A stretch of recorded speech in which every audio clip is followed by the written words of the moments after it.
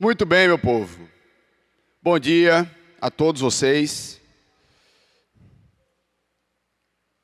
Sempre que o pessoal fica sentando tão longe, eu acho que ainda é medo do Covid esse negócio, é de ficar sentando tão longe. Não, gente, já está mais tranquilo, todo mundo de máscara.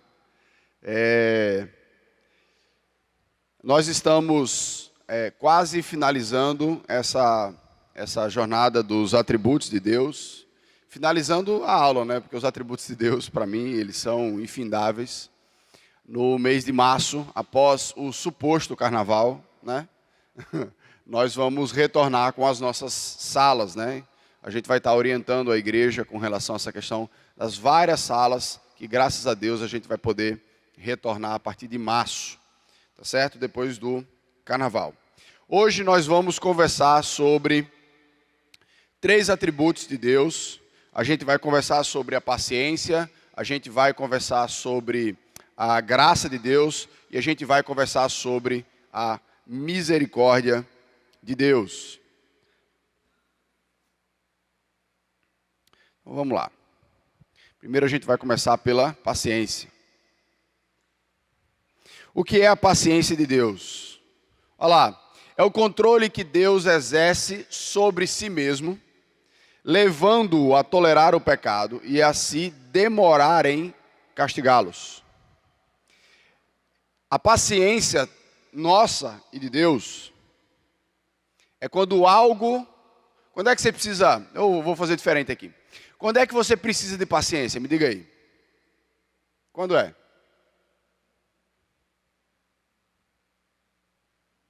É quando aquilo que você quer não acontece. Ou na hora que você quer, ou a coisa que você quer não acontece. Uma coisa está demorando muito para acontecer, ela vai acontecer, mas você precisa ter paciência. Ou então você queria uma coisa e aconteceu outra. Você vai precisar de paciência, né? Eu queria aquilo, mas vou ter que lidar com isso aqui. Eu queria um BMW, né? Mas consegui um Fusca. Paciência. Então, quando nós entendemos essa perspectiva de Deus, a paciência é Deus olhando para o pecado e não colocando sobre as criaturas um castigo imediato. Ele se controla, porque a vontade dele é soberana, até sobre ele mesmo, né?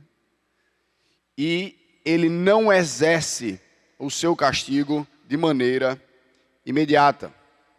É muito interessante você entender que a gente falar sobre os atributos de Deus são sempre coisas que estão andando juntas. É muito complicado a gente tentar departamentalizar o ser de Deus como se as coisas funcionassem de maneiras distintas, de maneiras separadas. Ele não funciona assim. Assim como a gente não funciona assim. Então, a gente falar sobre bondade, sobre misericórdia, paciência, graça e os outros atributos, né, imutabilidade, soberania, tudo está andando junto, num ser só. A gente trata separado para você entender um pouquinho mais, mas entenda que as coisas estão sempre misturadas, né, vamos dizer assim.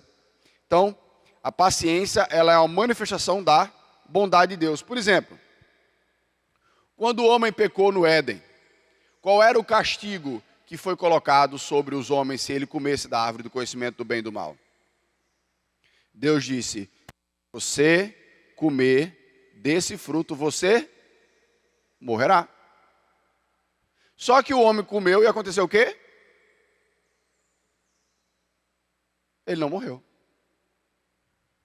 Fisicamente ele não morreu. O que é isso? Isso é fruto da bondade de Deus revelado através da sua paciência. Porque se Deus tivesse exercido o juízo dele, que ele já tinha dito que ele iria fazer naquela hora, acabou a humanidade. Adão e Eva comeram, morreu, acabou. Deus, em sua bondade, no seu plano, de acordo com os seus propósitos, os seus decretos, ele aplicou sim a pena da morte, mas há um lapso diferente, né, entre a aplicação da condenação e ser executada, né? Vamos dizer assim. Esse lapso a gente chama de paciência.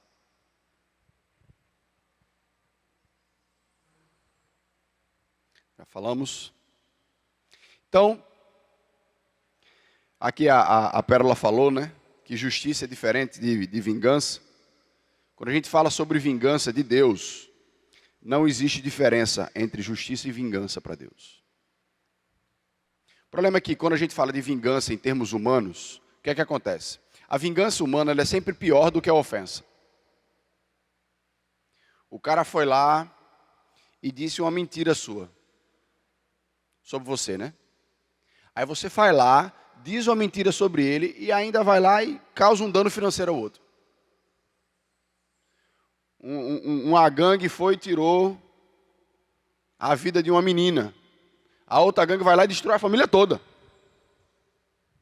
A vingança do ser humano, ela sempre é desmedida, porque a forma como a gente lê a dor, a minha dor é tão grande, que não importa o que eu faça, nunca vai se equiparar. Tem Sansão também como exemplo, né? Quando ele casou, abandonou a esposa, 2 anos depois quis a esposa de volta. Aí o pessoal, não, agora não tem mais não. Ele, na sua vingança, pegou 300 raposas, amarrou os rabos, botou fogo na plantação da cidade inteira. Mas quando nós falamos da vingança de Deus, Deus estabelece a sua justiça de maneira santa, com equidade, de uma maneira que a gente não pode acusar de injustiça. Ela é sempre correta. E é por isso que a Bíblia é muito clara em dizer que a vingança pertence ao Senhor. Todas as vezes que a gente está pensando em nos vingar de alguém, seja de maneiras brandas ou seja de maneiras mais ofensivas, nós estamos nos metendo e pegando algo que Deus deixou muito claro que não é nosso, que é do próprio Deus.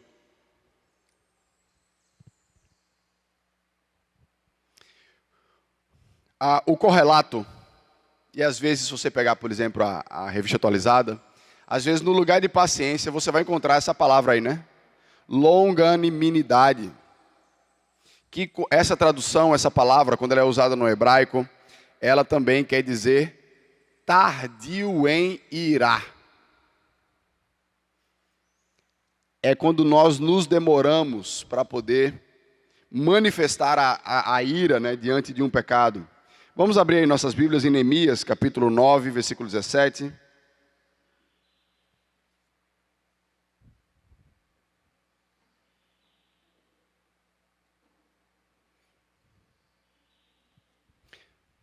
Neemias, capítulo 9, versículo 17.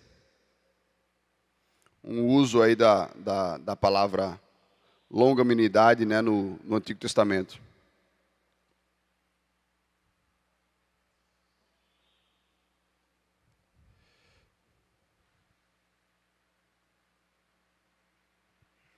Olha lá. Recusaram ouvir-te e não se lembraram das tuas maravilhas que fizeste no meio deles. Foram teimosos e na sua rebelião escolheram um chefe, com o propósito de voltarem para a sua servidão no Egito. Porém tu, ó Deus perdoador, bondoso e compassivo, tardio em irar-te e grande bondade, tu não os abandonaste. Ele está falando aqui daquele momento em que chegam para Arão e dizem, a gente quer um novo líder, a gente quer voltar para o Egito. Ele fala, naquele momento o Senhor exerceu a paciência, a longanimidade, o Senhor foi tardio em irar, porque era assim, mas rapaz, eu não acredito. É aquele negócio, eu não acredito não, que eu fiz 10 pragas para poder mostrar ao faraó do Egito que eu sou Deus, e na primeira dificuldade, quando a coisa aperta um pouco mais, o pessoal quer voltar para a escravidão. Abre a terra aí e consome todo mundo. Não. Aqui, Neemias reconhece que Deus, por ser paciente, por manifestar a sua grande bondade, não abandonou o povo, apesar do seu pecado. Não sei se você lembra dessa história, mas o povo saiu do Egito, e aí atravessou o Mar Vermelho, aquela história toda. Passaram 3 meses depois do Mar Vermelho, e aí começaram a se organizar para entrar na Terra Prometida. E aí Moisés mandou 12 espias espionar a terra. No meio deles estava Josué e Caleb. E aí eles olham tudo e voltam. E 10 outros falam, só, não vai dar. A terra tem gigante, tem cidades muito fortes. A gente é um povo ex-escravo, acabamos de sair da escravidão. A gente não tem arma, a gente não tem preparo militar, a gente não tem nada. Não vai dar, não. Deus mandou, mas não vai dar. E aí Josué e Caleb disseram, não, que é isso? Vai dar, claro que vai dar. Deus mandou. Gente, olha, a gente foi liberto do Egito, como é que não vai dar? E a Bíblia fala que o povo se revoltou com Josué e Caleb e queriam matá-los. Nessa hora, Deus chega para Moisés e fala, eu vou matar todo mundo. E aí, Moisés fala com Deus, apelando justamente para a sua paciência. Olha lá, Neemias 14, versículo 12. Vou feri-lo com pestilência e deserdá-lo. Farei de você povo maior e mais forte que esse. Disse Moisés, eu vou começar de novo a partir de você.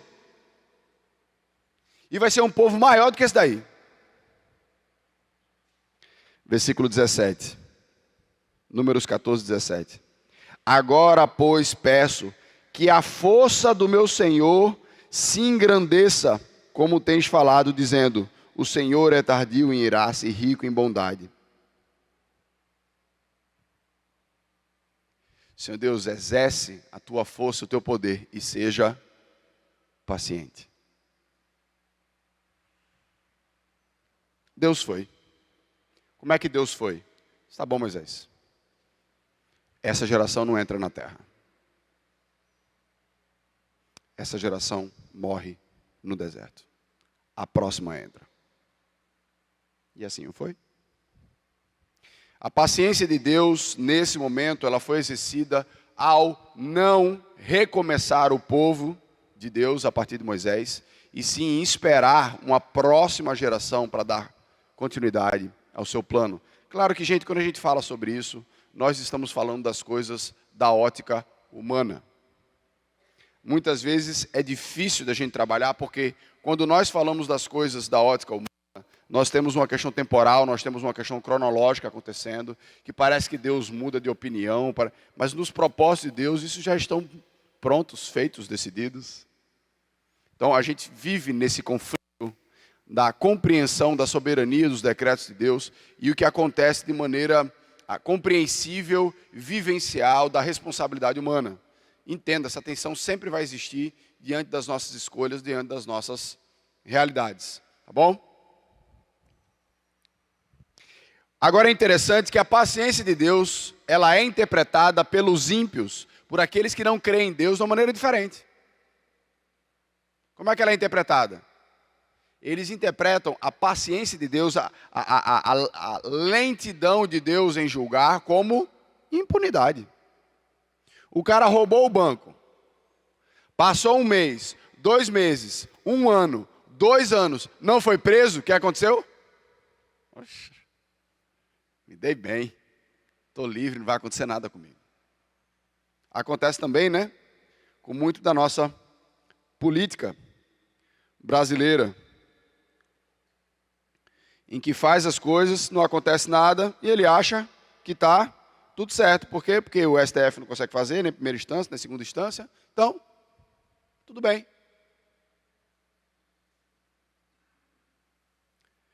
Eclesiastes capítulo 8, versículo 11 diz assim: como não se executa logo a sentença contra uma obra má, o coração humano está inteiramente disposto a praticar o mal. Bíblia é lindo demais, né? Se eu fiz uma coisa errada, não aconteceu nada, oxe, pode fazer de novo, pô. Bora de novo, de novo, de novo. Até se entregar completamente aquilo ali, achando que nada vai acontecer. Mas há uma instância acima de todas as outras, que é Deus julgando, que não pode ser confundido a sua paciência com a sua falta de justiça. A gente precisa tomar cuidado com isso.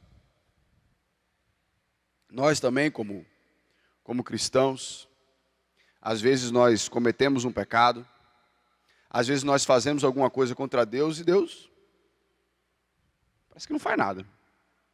que é que a gente pensa? Então, não tem muito problema, né? Não aconteceu nada. E aí vai criando uma vida dupla, onde existe aquele eu santinho em que aparece, aquela vida de pecado que está por trás, se confiando na paciência de Deus, que não está acontecendo nada.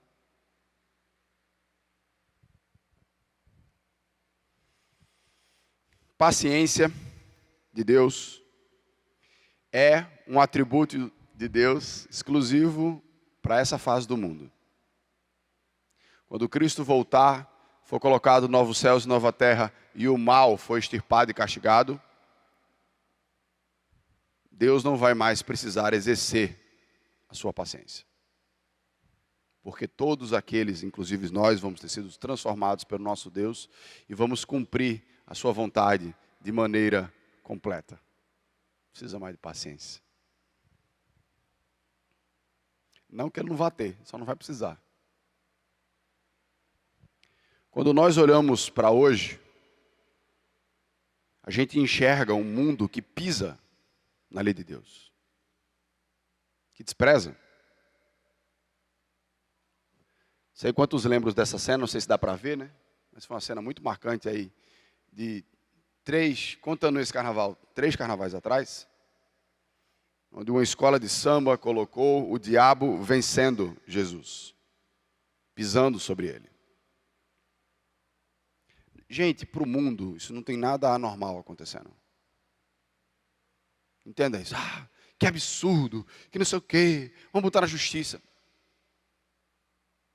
Não tem nada anormal acontecendo. O diabo gosta dessa mentira. É ele que promove. Esse era o desejo do coração dele. O desejo do coração de Satanás era ganhar de Jesus, mas não é a verdade. Mas o mundo despreza. O mundo quer acabar com aquilo que é chamado de valor cristão. Muitos dos valores que sustentam uma sociedade há milênios são valores cristãos. A verdade, a família, o amor, são valores cristãos. O mundo não está nem aí para isso. E muitas vezes parece que a gente se ira. Você já sentiu que você tinha a necessidade de defender Deus? Não que a gente não deva lutar pela nossa fé e testemunhar pela nossa fé.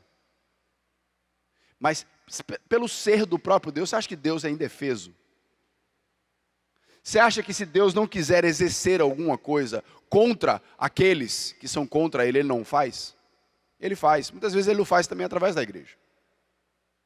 Mas entenda que nós estamos falando sobre Deus, o fato de Deus não executar algo sobre aquela pessoa, no momento que acontece, não significa que Deus não vê e nem fará.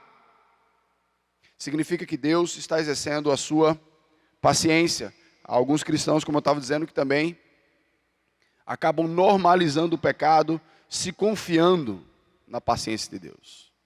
Isso é um perigo. Eu quero que você lembre como você era antes de Deus, antes de conhecer Jesus Cristo.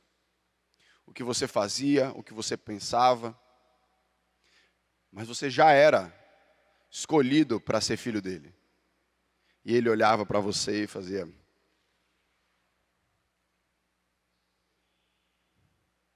eu vou aguardar, eu vou sustentar a sua vida, mas eu não me agrado do que você está fazendo. Até o momento que Deus vem com sua graça, nos revela o seu amor, nos transforma, nos mostra em filho, e tu olha para trás e faz: nossa, o que eu estava fazendo com a minha vida? E aí nos arrependemos. O que nos sustentou até o momento da graça de Deus chegar na nossa vida foi a paciência. O que nos sustenta nesse processo que deve ser continuadamente crescente na nossa santidade, de Deus não nos matar logo, é a paciência dele. Então todas as vezes que nós fizermos algo errado, em que a gente não desfrutar da consequência do nosso erro, agradeça a Deus, porque Deus é paciente. Em alguns momentos você vai desfrutar da consequência do seu erro. Pastor, por que o senhor está dizendo desfrutar de consequência de erro como se fosse uma coisa boa? Ué, mas é uma coisa boa.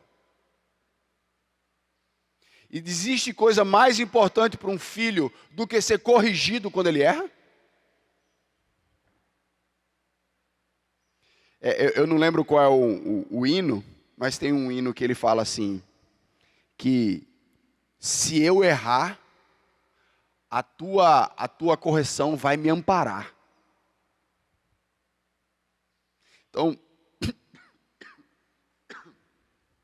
Então, quando nós desfrutamos da consequência de algo errado que nós fizemos, isso é bênção de Deus, é Deus nos guiando, é Deus cuidando de nós. É difícil, toda correção tem gosto amargo, mas ela é importante para a nossa vida, que nos ensina Hebreus capítulo 12.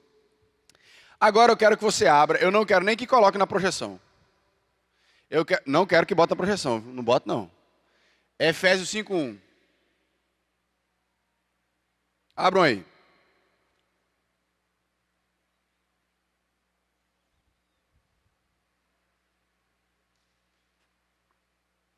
A gente vai ler junto, hein?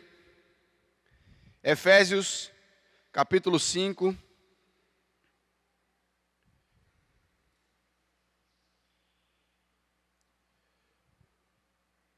Vamos lá? Vamos ler juntos? Portanto...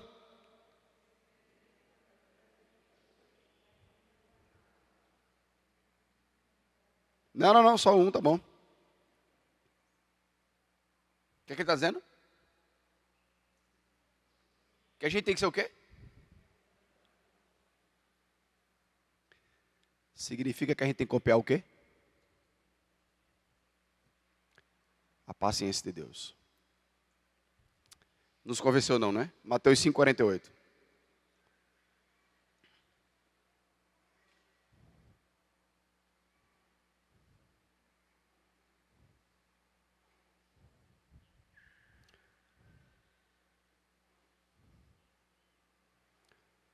Mateus 5:48.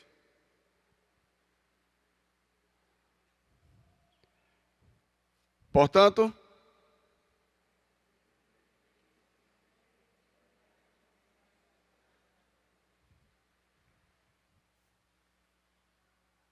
tudo que você está aprendendo aqui hoje de manhã sobre a paciência de Deus é para mim e para você também. Nosso chamado, naquilo que é possível, é para imitar ao nosso Deus. Eis porque a gente não acredita que ninguém é bom. Não. Eu sou uma boa pessoa. Quando você entende que o padrão de ser uma boa pessoa é o próprio Deus, quem é uma boa pessoa? Ninguém. Mas a dificuldade, a distância do nosso alvo não elimina qual é o nosso alvo. Nosso alvo é a paciência de Deus.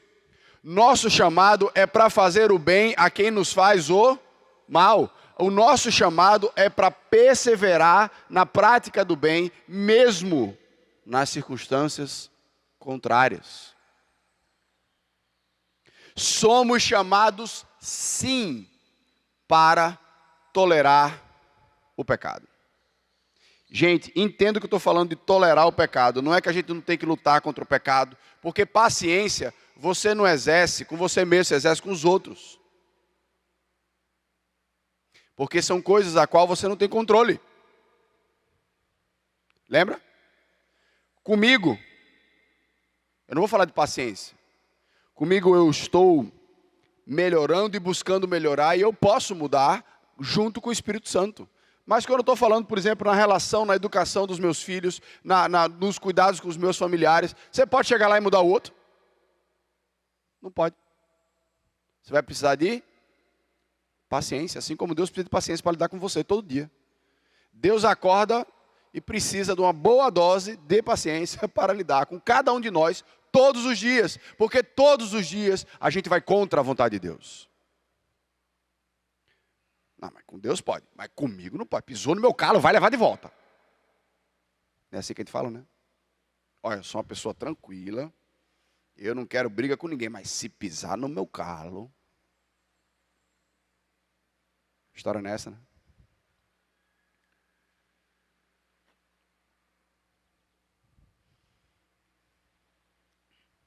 Então, será que é correto a gente querer justiça na primeira ofensa que a gente sofre?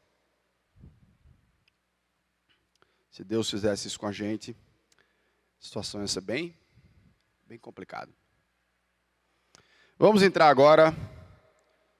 Eu já vou dizer logo que não vai dar para tratar, mas vamos entrar agora, porque a gente sabe que aqui o caldo é mais complicado, mas é maravilhoso. A graça de Deus é uma doutrina extremamente essencial para a compreensão da nossa salvação. Sem ela, vai ter um monte de passagem bíblica que você não vai entender nada. Então, vamos lá.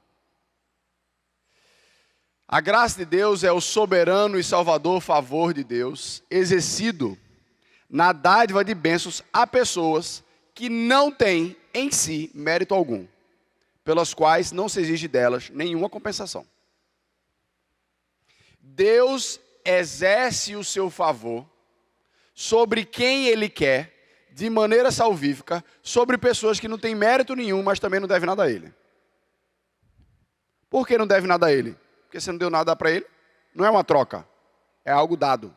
Se é dado, não se pede nada de volta. Não existe essa possibilidade de eu compensar, ou até de eu tentar compensar aquilo que Deus fez por mim. O favor que foi dado a mim, não tem como retribuir. Não tem como.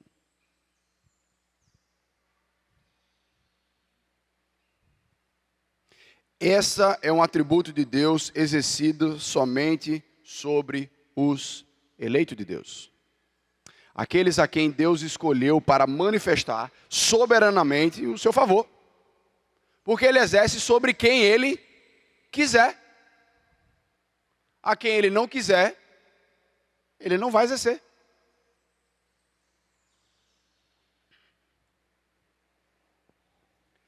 A graça de Deus, esse favor, ele não pode ser conquistado de maneira nenhuma. Se existir algo, qualquer algo, que diga, se você fizer isso, você alcança a graça já não é mais graça. Porque agora vai ter um mérito. Se a graça tiver qualquer condicional para acontecer, na verdade, você vai colocar ela debaixo desse condicional. Ah, se você fizer isso, for no monte, se ajoelhar, se você fizer uma oração de joelho, com fé, a graça de Deus vai ser derramada sobre você. No momento em que a gente faz isso, a gente está invertendo quem é o soberano. A gente diz assim, olha, Deus tem todo o poder para salvar, mas Ele depende de você. Quem está sendo sujeito a quem aí nessa história? Quando nós fazemos isso, nós colocamos Deus sujeito a nós, e aí você fere a soberania de Deus. Daqui a pouco a gente vai entrar em por que isso dá um nó na cabeça. Romanos capítulo 1, versículo 16.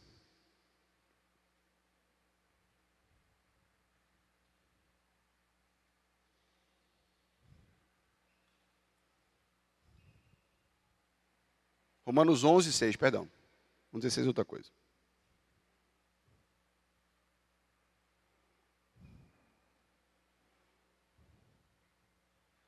Romanos 11, 6. Cena dos próximos capítulos do domingo à noite, que a gente está expondo Romanos. O 11 vai chegar alguma hora aí, lá para o final do ano. Se é pela graça, já não é pelas obras. Do contrário, a graça já não é graça. Ainda está na Bíblia. Se existir algo que eu possa fazer para ter a graça, já não é mais graça, e sim obra. Efésios 2:8. Pois pela graça sois salvos mediante a fé, isso não vem de vós para que ninguém se glorie, porque isso é dom de Deus. Pela graça vocês foram salvos, não por obras para quê? Para que ninguém se glorie. Eis a essência da salvação. De quem é a glória? É de Deus. Toda de Deus. Você vai chegar no céu sabendo que você não mereceu em nenhum momento estar ali. Que se dependesse de você, você estaria no inferno. No inferno não. Todo mundo chega que mereceu estar ali.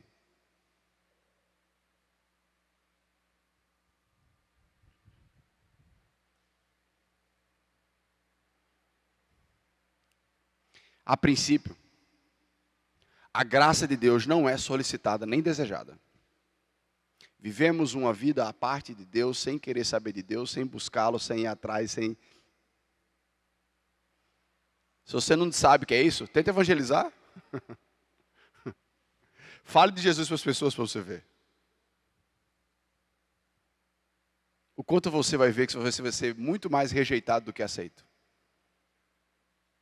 As pessoas não querem saber de Deus. Porque a condição do coração humano é oposta a Deus. Uma das situações, a gente vai falar sobre ela aqui, então não vou me adiantar não. 3 características principais da graça. Primeira é que ela é eterna.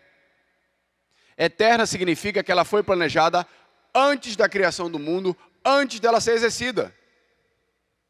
A Bíblia diz que nós fomos eleitos em Deus antes da criação do mundo.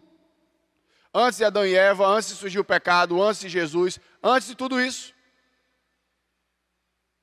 Deus escolheu aqueles a quem Ele ia manifestar a sua graça.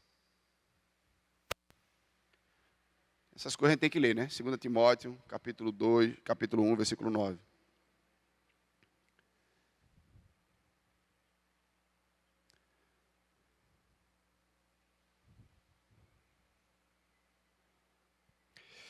Que nos salvou e nos chamou com santa vocação, não segundo as nossas obras. Veja como Paulo está preocupado em repetir isso em vários textos. Mas conforme a sua própria determinação e graça que nos foi dada em Jesus Cristo, antes dos tempos eternos. Matematicamente, ele desafia a entender esse versículo. Antes da eternidade. Que é uma expressão que quer dizer assim, lá no começo, lá onde você nem entendia o que é tempo. Deus já escolheu manifestar a sua graça através de Jesus na nossa vida. A outra coisa é que essa graça ela é gratuita. Não porque não houve um preço que foi pago, foi pago com a vida do próprio Cristo. Mas que a nós é gratuito.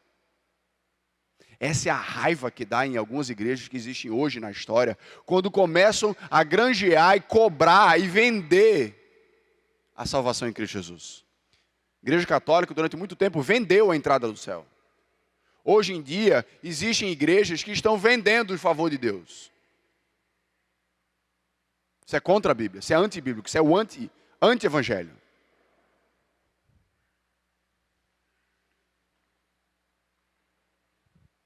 E por fim, a graça de Deus, ela é soberana. É exercida a favor de quem Ele quer. Romanos 5, 21.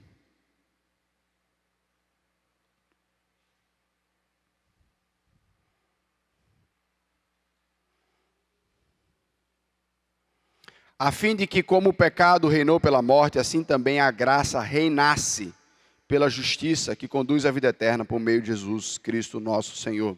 Aqui, pastor, onde é que está dizendo isso aqui? Quando ele fala que a graça reina. Quem é que manda no rei? Ninguém.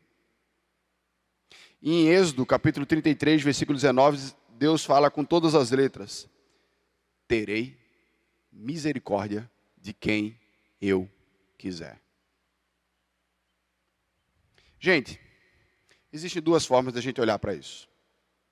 A primeira é a gente olhar para a doutrina da eleição e da graça com agonia. Sabe por quê? Porque a gente quer ser o centro do mundo. A gente quer colocar Deus como nosso ajudante. A gente quer colocar Deus como Papai Noel. E no momento em que Deus clama pelo lugar dele, que é soberano sobre todo o universo, sobre toda a vida criada por ele sobre a face da terra, a gente está disposto a desferir qualquer palavra contra Deus. Por quê? Porque eu não sou ele? Quem está no, o quê? Quem está no controle não sou eu? Não, você não pode não. Então, quando nós começamos a compreender que a graça é algo que foi derramado para a gente e não algo que foi granjeado por nós, a gente começa a virar o barro que olha para o oleiro e fala: ei, que história é essa? Eu não quero ser esse vaso, não. Mas eu escolhi que você ia ser vaso, mas eu quero ser copo. O oleiro faz: o oleiro sou eu faço de você o que eu quiser. E aí o barro começa a ficar revoltado.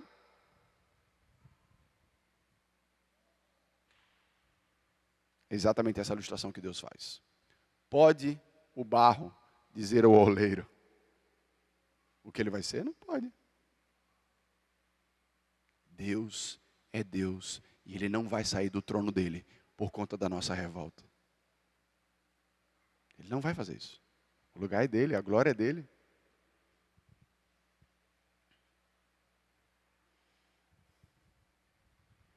Mas podemos olhar para a graça de uma maneira diferente.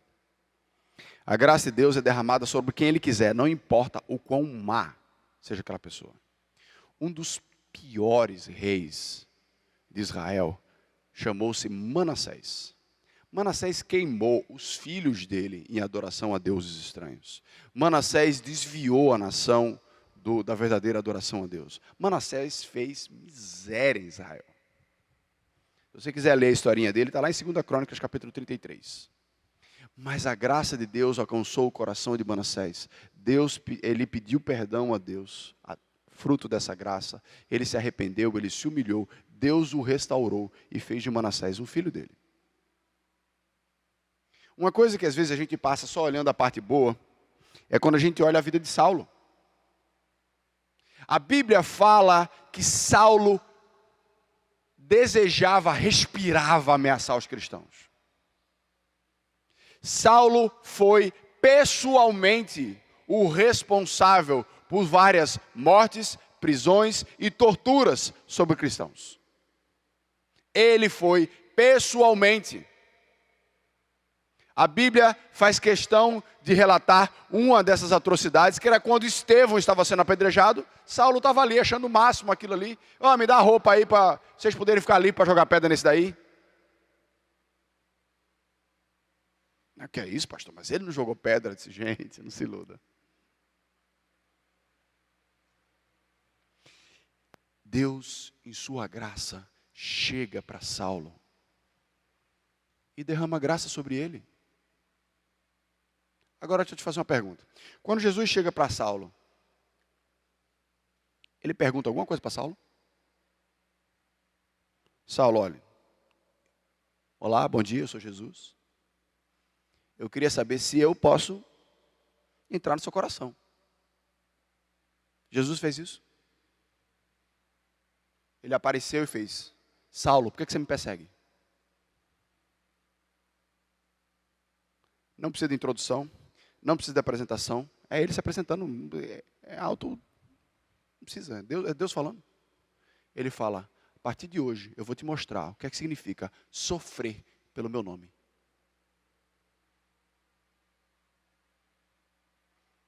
Esse foi o convite de Jesus. E ele o fez. Se existe alguém que você pode dizer que aprendeu o que é sofrer pelo nome dele, esse foi Paulo. Pedrejado, chicoteado, levou paulada, preso, naufrágio, tudo por conta do nome de Jesus. Se Deus não tivesse intervido na vida dele, nunca ele ia fazer essa mudança. Você chega numa cidade como a cidade de Corinto, uma cidade extremamente depravada, uma cidade extremamente idólatra. E o Evangelho e a graça de Deus chega ali, transformando pessoas imorais, pessoas depravadas, efeminadas, na graça de Deus, mediante a graça de Deus, numa igreja. Com problemas, sim, basta ler 1 Coríntios.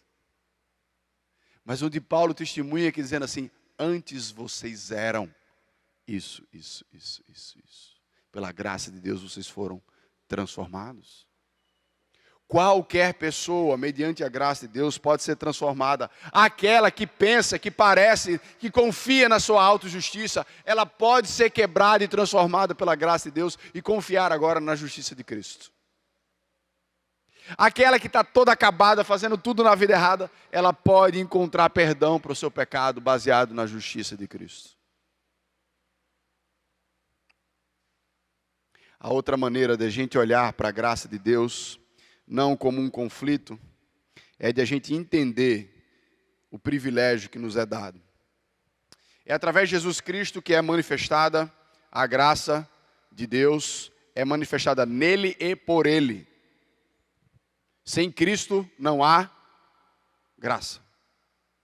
Porque Cristo foi quem satisfez a justiça de Deus, que agora nós confiamos, o mérito é dele. Se você vai entrar no céu, é porque Jesus lhe deu esse direito. Não é por causa do que você fez. Não, mas eu fui para a igreja, eu dei dízimo. Eu trabalhava até no ministério de evangelização. Você acha que isso vai fazer você entrar no céu? Você acha que é isso que vai fazer você se reconciliar com Deus? Não é. A Bíblia fala que o único caminho é por meio de Jesus Cristo. O Evangelho é a forma como nós divulgamos essa graça que foi oferecida. Deus escolheu usar o seu povo para levar a mensagem de transformação. E por isso que nós devemos estar engajados em falar de Jesus para as pessoas. Em compartilhar o que Deus tem feito na nossa vida com as pessoas. Por quê? Porque Deus, em sua soberania, em seus decretos, escolheu usar o seu povo para fazer isso.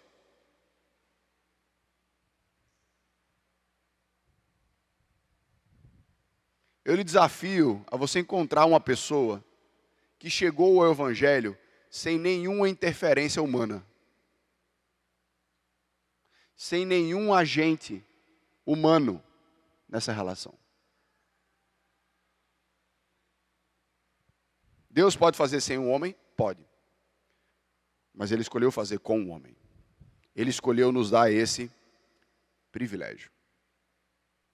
Esse evangelho que nós carregamos, ele é escândalo para a moralidade do hebreu, para a justiça própria do hebreu. O hebreu era aquele, quando você lê o fariseu, você entende isso. O fariseu é aquele que acreditava que ele conseguia cumprir a lei a tal ponto, com tanta firmeza, que ele diz assim, eu sou santo.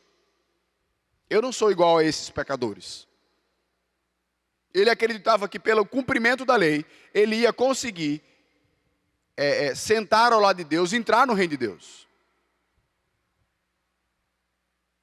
O evangelho, para esse tipo de pessoa que acha que é uma pessoa boa, é algo escandaloso.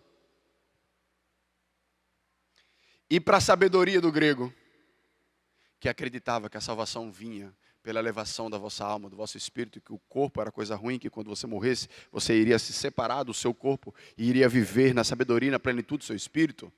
Falar do evangelho de um Cristo que ressuscita é loucura.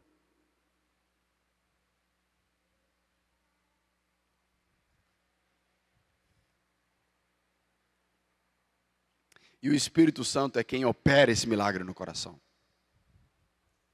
Você pode falar de Jesus para uma pessoa por 20 anos. 2 minutos.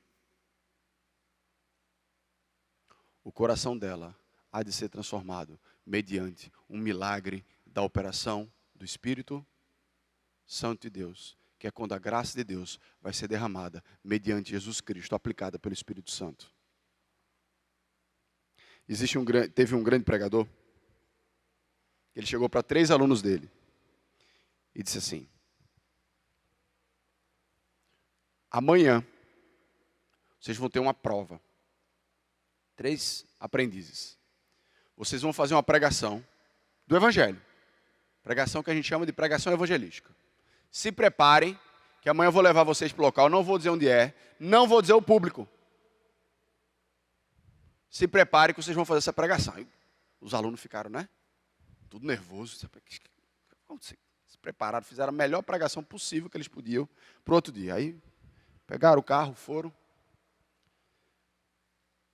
Quando chegou no outro dia, chegou, o pastor saiu pegando todo mundo. Aí quando chegou no carro, ele fecha o olho todo mundo. Aí fechou. Vamos lá que eu vou conduzir vocês. Aí conduziu. Quando eles abriram, pronto, vocês vão pregar aqui. Quando eles abriram, eles estavam num cemitério. Cadê túmulo? Vamos lá? Pode começar a pregar. Mas pastor, aqui é um cemitério, aqui todo mundo está morto. Ele disse, você acha que quando você for pregar o evangelho, você está pregando para quem?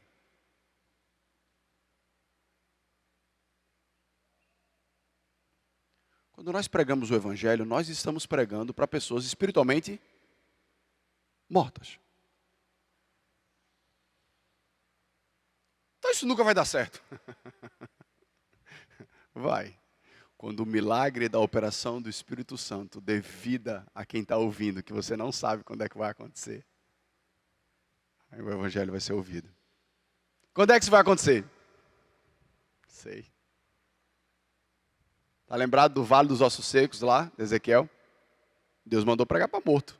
E Deus foi criando vida em ossos secos, dando carne, músculo, vida. Fruto da pregação do profeta. A graça de Deus é um milagre de transformar um coração de pedra num coração de carne, operado exclusivamente por Deus.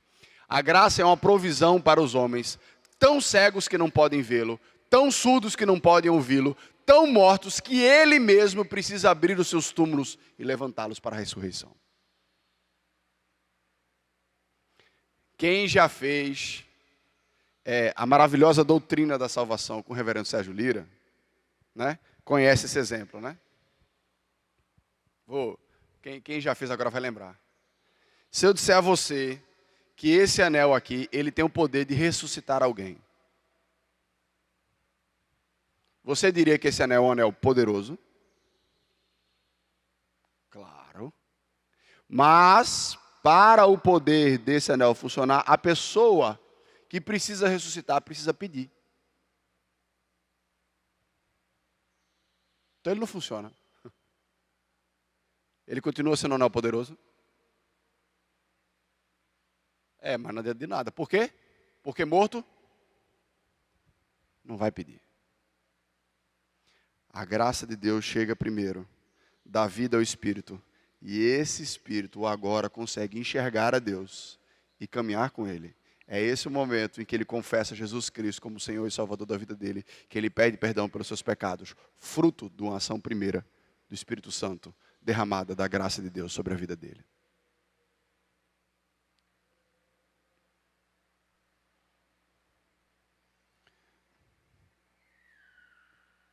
Quando nós entendemos isso, você vai entender um nível de gratidão diferente na vida. Porque tudo aquilo que você desfruta em Deus é imerecido. Você está vivo hoje é imerecido. Você poder ler a Bíblia e entendê-la é imerecido. Você poder orar, falar e ouvir a Deus é imerecido. Sonhar com as promessas que Deus nos dá mediante a sua palavra é imerecido. Ter irmãos em Cristo é imerecido. Tudo é imerecido. E a gente para de olhar para coisas materiais que se tem ou que não se tem. Porque nós ganhamos bênçãos espirituais de maneira imerecida. Um bocado de coisa material vai ser merecida sua. Você trabalhou, você foi atrás, você ganhou dinheiro, você economizou, você foi lá e conquistou. Claro que também a graça de Deus que teve força, saúde para você fazer isso. Mas tem um gostinho mais de merecimento, mas as bênçãos espirituais de Deus, todas elas são imerecidas. Isso é algo que nós precisamos recordar todos os dias. Todos os dias. Deus tirou, se você é salvo em Cristo Jesus, Deus lhe tirou do inferno e lhe trouxe para a família dele mediante a sua graça.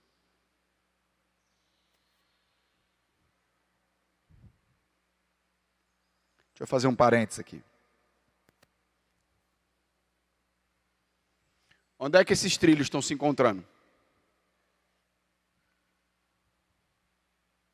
do sol? Pastor, lá no finalzinho, ele se encontra. Se encontra? Não. Eles parecem que estão se encontrando, né? Mas, quando você conhece um pouquinho mais de trem, você sabe que se encontrar é um problema seríssimo. Não é verdade? Você está ali andando de trem, de repente o trilho faz assim. Vai matar todo mundo. Paradoxo. São duas verdades que andam lado a lado e que nunca se encontram. O que é que está querendo dizer? A gente precisa fazer uma compreensão aqui. E esse é o conflito doutrinário entre igrejas presbiterianas e igrejas arminianistas, como a Assembleia, como a Batista. É que é o seguinte: quando nós lemos a Bíblia, nós enxergamos duas verdades andando em paralelo. Uma verdade é: Deus, antes da criação do mundo, escolheu aqueles que seriam salvos. Está lá. A gente leu aqui um bocado. Você não vai ter como dizer que não está na Bíblia. Mas quando a gente olha o outro lado, você vê Jesus dizendo assim: não, vocês não foram salvos porque vocês não creram. Mas como é que eu ia crer se antes da eternidade, e você é responsabilizado por crer ou não crer? Mas uma coisa está indo contra a outra. Isso é um paradoxo. Estudar sobre a mente de Deus não é uma coisa fácil. Deus consegue juntar coisas que a gente não consegue. Então, a palavra de Deus nos coloca lado a lado a responsabilidade humana. Deus coloca sobre nós a responsabilidade de crer. Mas Deus também nos ensina que é o Espírito Santo que nos vivifica para crer. Não entendi. Está ótimo. Se não entendeu, está ótimo, porque não é para entender.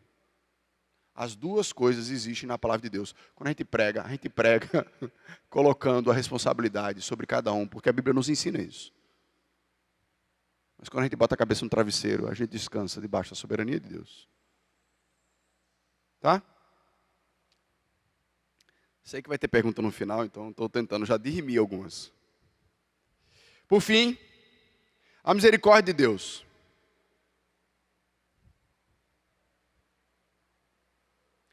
É a pronta, olha que bacana, é a pronta inclinação de Deus para aliviar a miséria das criaturas caídas. Quais são as criaturas caídas? A natureza, as pessoas. A misericórdia de Deus está pronta para auxiliar as criaturas caídas. Também tem origem na bondade de Deus. Era para, você não criou esse problema? Não foi você que pecou? Te vira. Não era não? Mas a misericórdia de Deus não permite que isso aconteça. A misericórdia de Deus, ela vem e nos auxilia, mesmo estando nós em estado de pecado. A misericórdia de Deus é exercida sobre onde há pecado.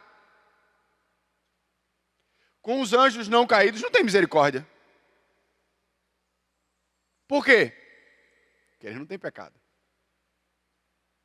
A graça foi manifestada aos anjos, dando posição de autoridade, de estar junto a Deus, de preservá-los. Mas aos anjos que não caíram, eles não têm pecado. Pastor, e como é que tem misericórdia ilustrada para Satanás? Você não consegue ver, não é? Ele ainda está solto. Vai chegar o momento que a justiça vai ser aplicada, a condenação vai ser dada e acabou. Por enquanto Deus está na paciência com Satanás. Veja que as coisas andam de maneira engrenada, né? Aqui que para mim tem uma coisa que a gente não percebe. Quando é que a gente tem misericórdia? Pare para pensar. Quando são os momentos que você tem misericórdia? Você vê uma pessoa rica, andando no seu carro bonito, com o seu apartamento bonito, e você fala, bichinho, tem que ajudar essa pessoa. Você tem misericórdia desse? Não. Aí você vê uma pessoa na rua, com um problema, sem ter o que comer, sem ter o que vestir. Puxa, preciso ajudar essa pessoa. Você vê uma pessoa doente, passando por um momento de dificuldade, tendo que lidar com os filhos, e sem força para isso. Você vai lá e tem misericórdia. A nossa misericórdia ela é movida pela circunstância. Se a circunstância não exige, não tem. Deus não se move fruto de algo que vem de nós. Quanto mais miserável eu me torno, mais Deus manifesta sua misericórdia. Ele pode manifestar a misericórdia dele para quem ele quiser. Não é a nossa situação que dá direito à misericórdia de Deus. Espera aí está fogo, né? Ó, já está acontecendo isso. Eu não tenho direitinho, mais um pouquinho de misericórdia não. Misericórdia nunca vai ser direito. Nunca. Por mais difícil que seja a nossa vida, misericórdia sempre será misericórdia. Vamos abrir aí em Romanos 9:15.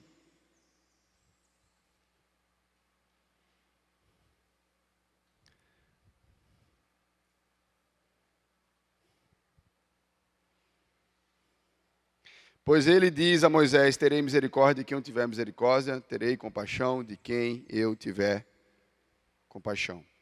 Então cuidado quando você receber misericórdia de Deus, não achar que você mereceu ela por conta da situação difícil que você está vivendo, e sim como manifestação maravilhosa da parte do nosso Deus.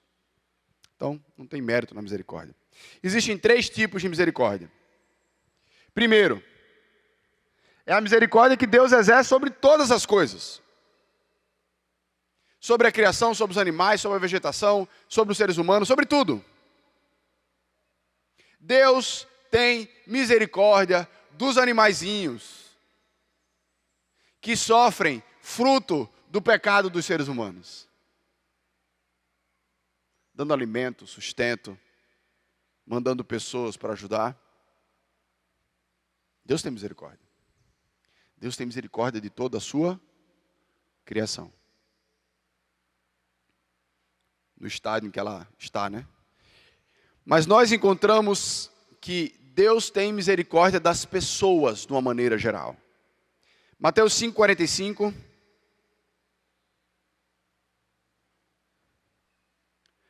A gente também chama isso de graça comum. São outras definições para misericórdia. Graça comum e a graça como graça especial derramada sobre os filhos. Para demonstrarem que são filhos do Pai de vocês que está nos céus, porque Ele faz o seu sol nascer sobre os maus e os bons, faz vir chuvas sobre justos e injustos.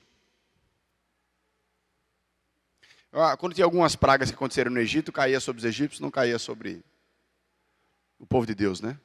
Mas existem bênçãos de Deus que está caindo sobre todos. Quando um ventozinho, uma brisazinha, olha que maravilha, está entrando. O vento se desvia de quem não é crente, é? Não, passa para todo mundo. Aquela chuva que molha a plantação do crente, molha a plantação do não crente também.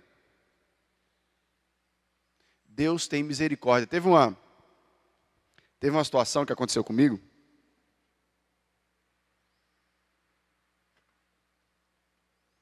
Que foi bem nesse negócio aqui. Quando eu estava lá em Noronha, teve um rapaz, um senhor, que ele teve um problema seríssimo no coração. Seríssimo.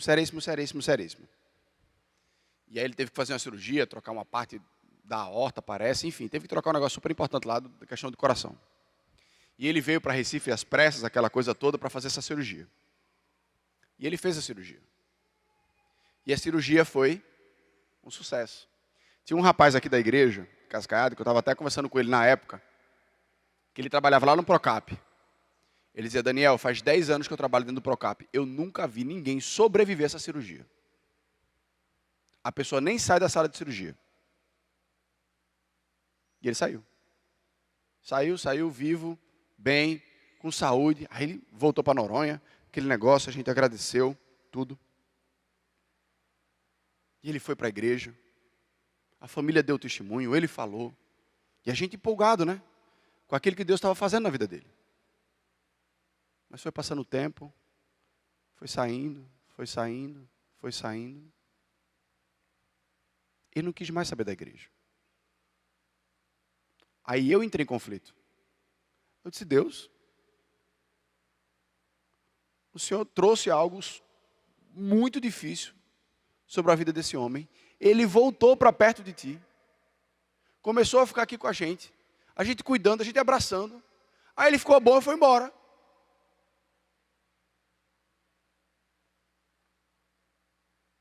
Aí eu fiquei em conflito, sabe o que foi que Deus me respondeu? Terei misericórdia de quem eu quiser. Nesse dia eu aprendi de que Deus não derrama só a sua misericórdia sobre os filhos dele. Derrama também sobre todas as criaturas. Nem toda a misericórdia de Deus vai resultar em graça. Mas ainda assim, é a misericórdia dele. O que é que vai acontecer depois ainda na vida do homem? Não sei. Quais são os planos de Deus para a vida dele? E a misericórdia soberana de Deus, dedicada aos filhos de Deus, e essa é eterna, enquanto aquela que é derramada sobre as criaturas é temporária. No momento que Deus exercer sua justiça e der o juízo, não tem mais lugar para misericórdia. A Bíblia nos fala que a misericórdia de Deus está acima dos nossos pensamentos. Assim como a terra dista dos céus, assim está a misericórdia de Deus, os pensamentos de Deus. A misericórdia de Deus foi quem mandou Jesus.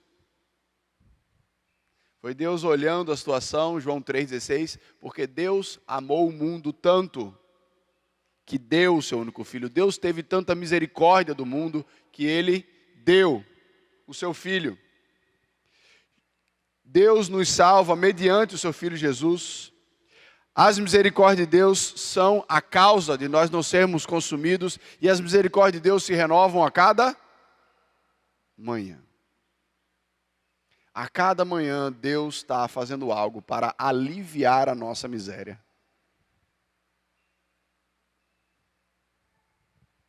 Que elas estão sendo renovadas constantemente. Vamos orar?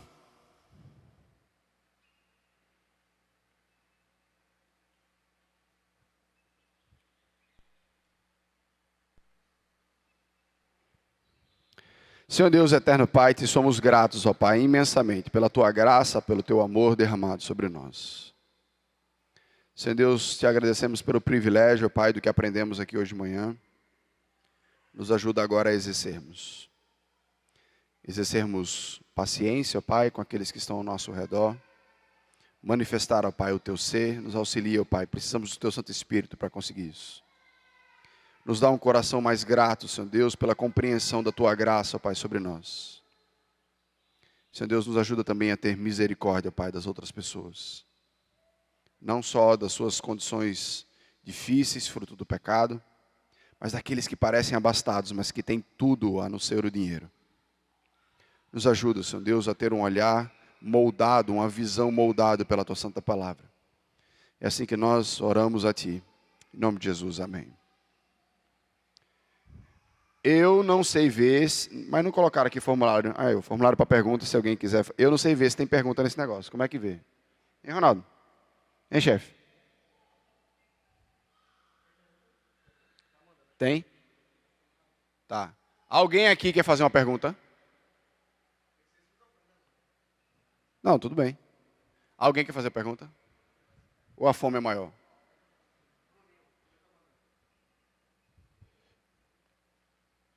Chegou.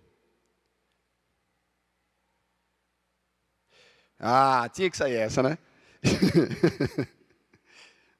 Capaz de se eu perguntar para o Ronaldo, sem ele saber, ele responde qual é a pergunta que está aqui.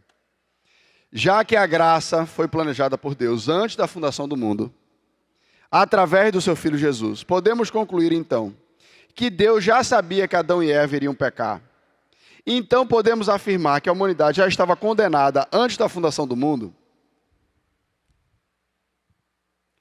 Este é exatamente o conflito de compreender os decretos de Deus, a graça de Deus e a responsabilidade humana. tá? Diante dos olhos de Deus, diante do coração de Deus, o plano dele da história está traçado.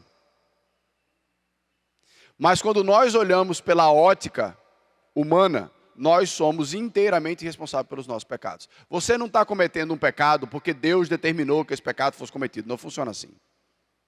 Você está cometendo esse pecado porque você é pecador, porque você não está ouvindo a palavra de Deus, porque você está sendo contra Ele. Deus não teve um plano B quando o ser humano pecou. Disse, não, ó, vamos fazer o seguinte, vamos criar o ser humano, se der certo, continua. Eu vou colocar uma regra, vamos ver se funciona. Quem é que coordena as coisas assim? Somos nós. Por quê? Porque a gente não sabe o futuro. A gente é preso ao presente. Tá? Deus não. Deus sabe o futuro. Deus criou o homem e ele sabia que ele ia pecar? Sabia. Por conta disso ele condenou o homem? Não, foi o homem que se condenou. Pastor, não estou entendendo. Paradoxo, são duas verdades que andam lado a lado, que só vai encontrar uma unidade, um encontro na mente de Deus. Você vai perguntar isso para 38 mil pastores e ninguém vai fazer essas duas coisas casarem. Nós somos responsáveis diante de Deus por conta daquilo que a gente faz. Mas Deus não perde a sua soberania, mesmo concedendo a nossa responsabilidade. Duas verdades que andam lado a lado, que nunca vão se encontrar. Eu sei que não responde, por quê? Porque não vai responder. Mas é isso. Porque a outra opção, vou dizer a você qual é a outra opção. É você renegar uma parte da Bíblia e entrar para uma teologia que tem sido chamada de teísmo aberto. O que é teísmo aberto? Deus não conhece o futuro. Deus age conforme as coisas vão acontecendo em seu tempo. Ele vive junto com as suas criaturas. Então, para que você vai pedir orientação para Deus se Deus não sabe o que é que vai acontecer? Como é que você vai confiar num Deus que é tão limitado temporalmente quanto você? E o que é que a gente faz com um bocado de versículo que fala que Deus conhece a palavra antes que ela me chegue à boca? A gente pode adotar essa postura também, aí casa, mas não vai contra, não está de acordo com a palavra de Deus. Segunda pergunta. Com base em Romanos 5,45, vamos lá.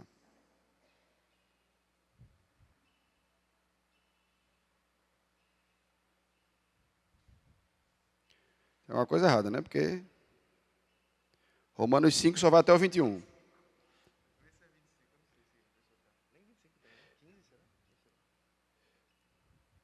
Com base num texto apócrifo, não tem Romanos 5,45, então eu posso responder o que eu quiser. Como amar a pessoa que foi o pivô da separação de um casal e a família vive separada? É boa, né? Responder essa pergunta assim, é como amar o inimigo? Uma das coisas que a gente às vezes confunde, vou encarar essa pergunta como dentro de misericórdia, né?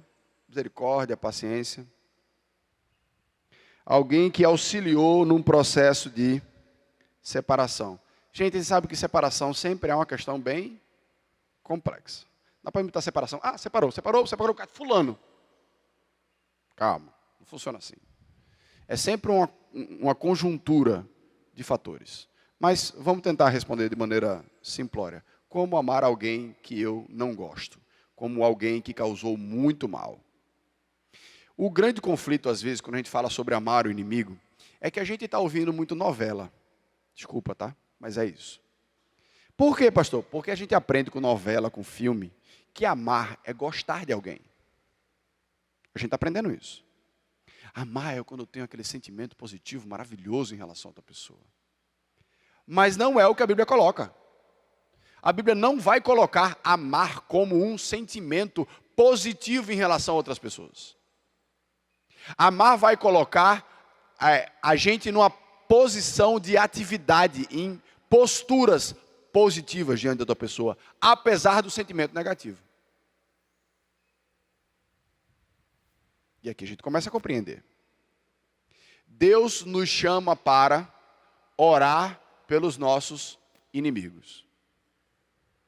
Se nós pudermos compreender o quanto o pecado maculou e destruiu o coração e rouba o nosso coração, você vai poder compreender que essa pessoa que foi o pivô da separação, ela está sendo dominada e escravizada pelo pecado. E que ela precisa ser iluminada pela graça de Deus para compreender a verdade e o mal que ela fez. Então o que nós devemos pedir é orar a Deus, que Deus tenha misericórdia da vida dessa pessoa. Para que Deus derrame da sua graça sobre ela. Porque ela não consegue enxergar os erros que ela está causando. Essa é a primeira forma de você amar seu inimigo. Ao invés, pare de fazer oração imprecatória. Deus leva. Essa daí não vai fazer falta nenhuma aqui na terra. Você começa a orar para que Deus a alcance. Esse é o primeiro estágio.